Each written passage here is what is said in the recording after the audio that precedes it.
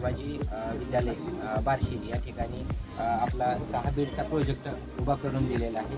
त्यांना पूर्ण डेमॉन्स्ट्रेशन आणि मार्गदर्शन आपण 3 ते 4 महिने करणार आहोत. सुरुवातीला आपण या बेडमध्ये याच्या काही 3-4 स्टेप असतात, त्या सुरुवातीला मी तुम्हाला सांगतो. सुरुवातीला आपण बेड टाकल्यानंतर त्याच्या आतमध्ये सुरुवातीला पालापाचोळा टाकणार आहे. त्याच्यानंतर शेणाचा एक लेअर येणार आहे आणि त्याच्यानंतर आपल्या कॉलेजमधील जे काही वेस्टेज असेल किंवा भाजी असेल, चपाती असेल किंवा झाडपाला असेल, नंतर लिंबाचा पाला असेल किंवा चिंचेचा पाला असेल, हे थर्ड फ्लोअरला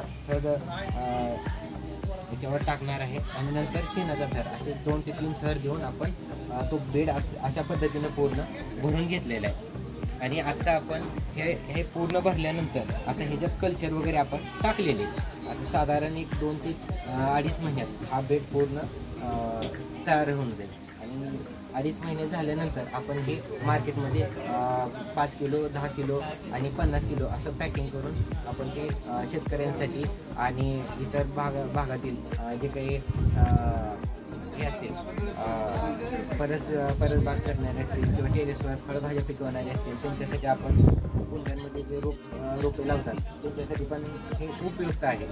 आणि मोस्टली हे शेतकऱ्यांच्या शेतामध्ये ज्यावेळेस जाईल त्यावेळेस शेतीचा पोत पण सुधारला जाणार आहे.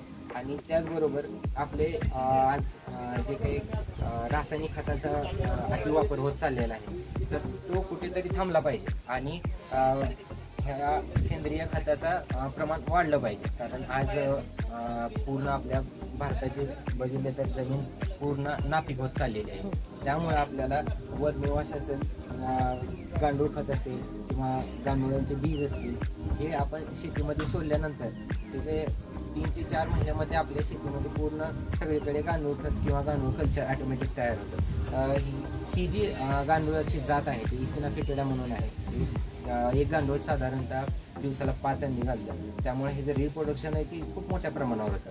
आणि ह्याच्यापासून जे खत तयार होणार आहे ते उत्तम क्वालिटीचं, ह्याच्यात मॅग्नेशियम असेल, पोटॅश असेल, NPK प्रमाण असेल, ही सगळे जे काही जमीन सुधारण्यासाठी जो काही घटक लागतो आवश्यक, तो ह्या गांडूळ खतामध्ये समाविष्ट आहे. त्यामुळे हे गांडूळ खत ही शेतकऱ्यांसाठी, जसं गांडूळ हा शेतकऱ्यांचा मित्र म्हटला जातं, त्याचप्रमाणे त्यांनी त्याच्यापासून जे तयार झालेलं गांडूळ खत आहे हे उत्तम प्रकारच्या शेतीसाठी आहे. जे काही शेतीतील घटक आहेत ते वाढवण्याचं, ह्याच्यात जमिनीचा HP आहे तो मेंटेन ठेवण्याचं काम मेन गांडूळ खत करतो. त्यामुळे आपल्याला आताची इथून पुढची जी काही शेत जमीन असेल ते आपण पूर्ण सेंद्रियकरण करणार आहोत. आणि ह्याच्यात आमचं असं राहणार आहे की प्रत्येक गावोगावी, प्रत्येक खेडोगावी आपण मीडियाद्वारे किंवा माउथ पब्लिसिटीद्वारे लोकांच्या बांधावर जाऊन प्रत्येकाला आपण मार्गदर्शन करतोय आणि सगळ्या शेतकऱ्यांना सेंद्रिय शेतीकडे ओढण्याचा आणि त्यातून जनजागृती निर्माण करण्याचा आमचा प्रयत्न आहे. ही आपण शिवाजी कॉलेजपासून ही जी सुरुवात आपण करत आहोत, जेणेकरून लोकांना चांगल्या तऱ्हेचं खत जाईल, गॅरंटीचं खत जाईल. कारण मार्केटमध्ये खूप साऱ्या कंपन्या येतात पण ते अतिउच्च क्वालिटीचे गांडूळ खत देत नाहीत.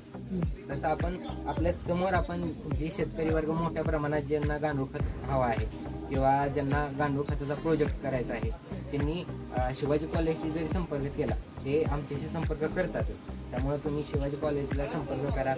त्यांना जेवढी तुमची क्वांटिटी आहे ते एक 4-5 दिवस अगोदर आम्हाला इन्फॉर्म करा. तसं तुम्हाला प्रोजेक्ट आणि गांडूळ खत, गांडूळ बीज आपण प्रोव्हाइड करू.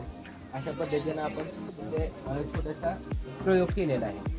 तर हे आपण 1-2 महिन्यांनी हे खत ज्यावेळेस तयार होईल त्यावेळेस आपण शिवाजी कॉलेजच्या बाहेर एक बॅनर लावून तिथं एक स्टॉल तयार करू, जेणेकरून कॉलेजमधील विद्यार्थी असतील किंवा विद्यार्थ्यांना त्यांचं मार्गदर्शन असेल किंवा त्यांच्या आईवडिलांना सांगून ते स्वतःच्या शेतामध्ये गांडूळ खत चांगल्या प्रकारे कमी पैशामध्ये आपण तयार करू शकतो.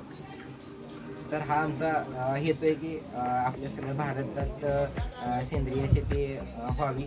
आता मध्ये 2 महिन्यापूर्वी नरेंद्र मोदीजींनी जे ग्रीन भारत याचं सांगितलं आहे महत्त्व, तेच आपण पुढे चालवूया आणि सगळ्या शेतकऱ्यांना अशीच विनंती करेल की जास्तीत जास्त तुम्ही सेंद्रिय खताचा वापर करा. कारण आज तुम्ही जर जास्त पीक घेण्याच्या नादी लागलात तर तुम्ही जमिनीचं पण पोत घालवून जाल आणि पुढच्या भविष्यात जी काय पिढी येणार आहे, जे काय आता वेगवेगळे रोग येतात, आता मध्ये 2019-2021 मध्ये जो कोरोनाचा काळ आला, त्या सगळ्या लोकांना कळालं की आपण जे रासायनिक खतं वापरून ज्या गोष्टी करतोय त्या आता सेंद्रिय पद्धतीने आपण आपल्या भावी पिढीला पण त्याचा लाभ होईल आणि आपल्याला पण त्याचा लाभ होईल असं आपण सगळ्यांनी प्रयत्न करूया आणि आपले जे काही शेतकरी बंधू असतील त्यांनी सेंद्रिय शेतीकडे वळावं असं मी सगळ्यांना आवाहन करतो. धन्यवाद. थँक्यू. प्राणीशास्त्र विभागाला तुम्ही या गांडूळ खत प्रकल्पासाठी जो गायडन्स देत आहात त्याबाबत मी तुमचे मनस्वी आभार. थँक्यू.